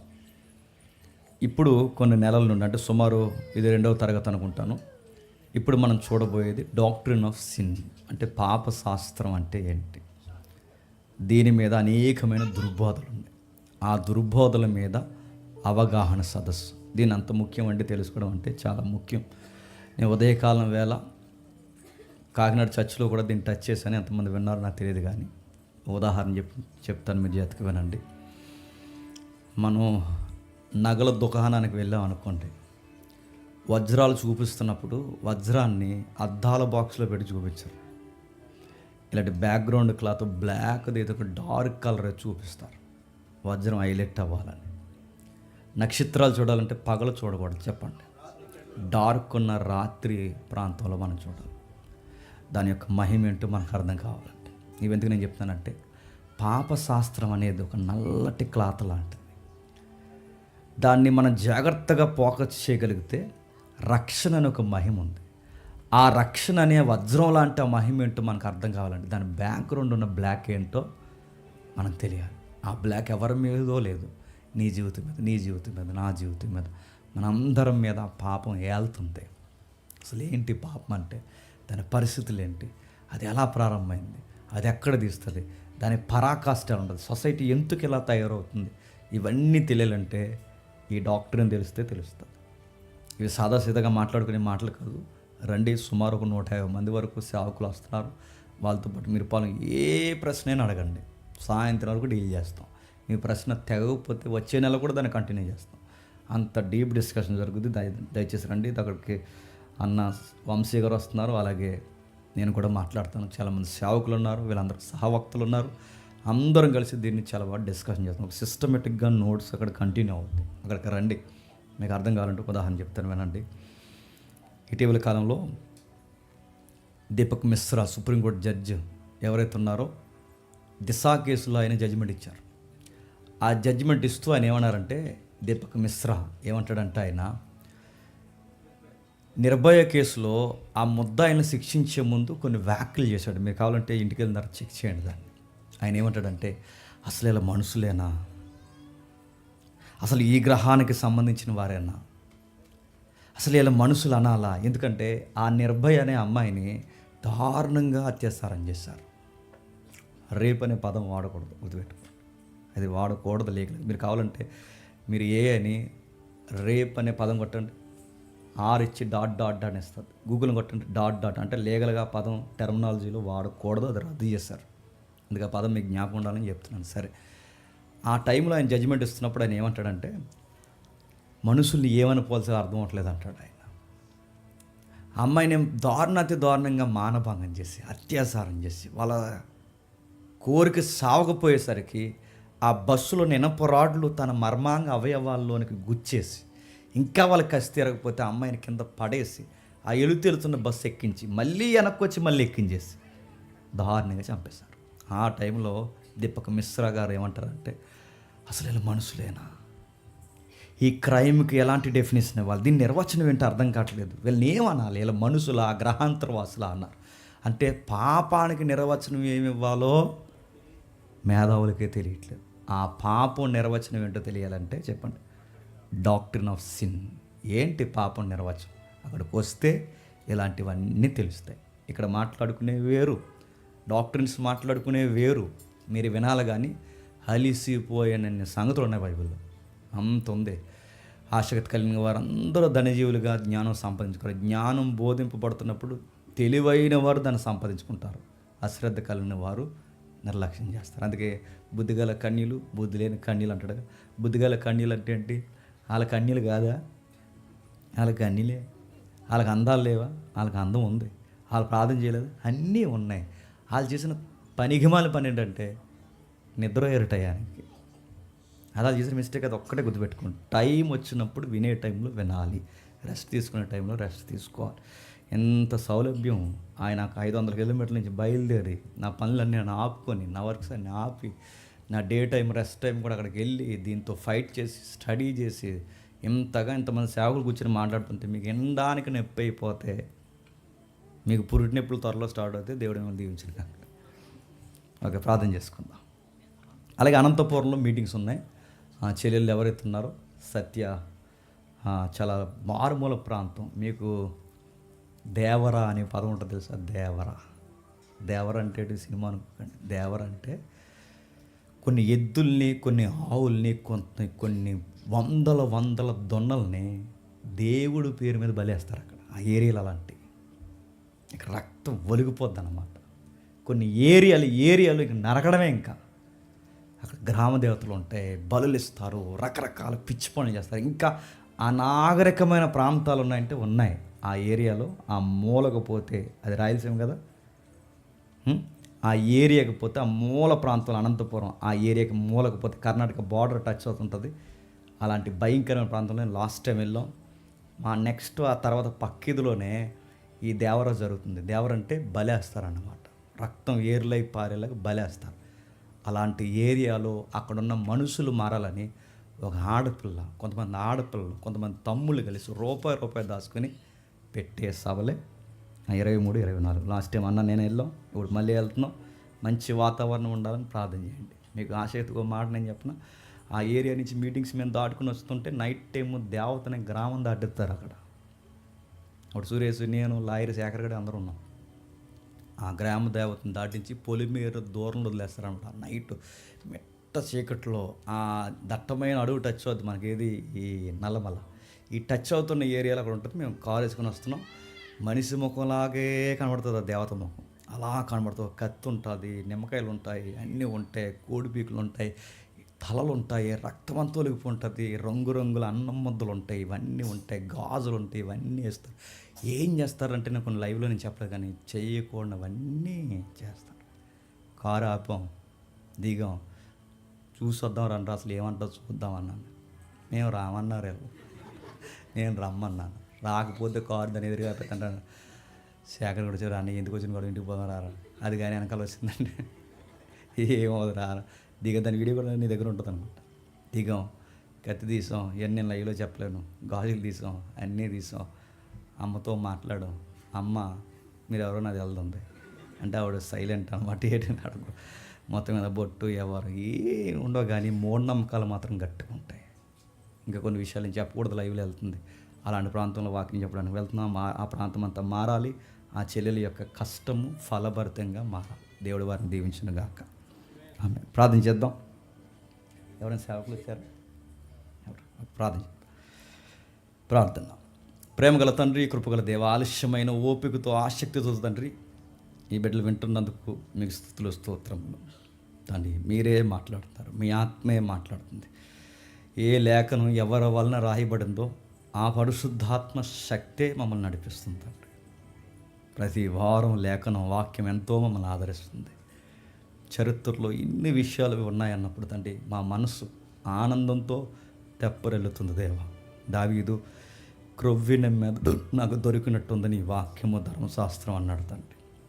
మాకు వాక్యం అలాగే అనిపిస్తుంది. జుంటె తేనె దారుల కన్నా మధురంగా మాకు అనిపిస్తుంది తండ్రి.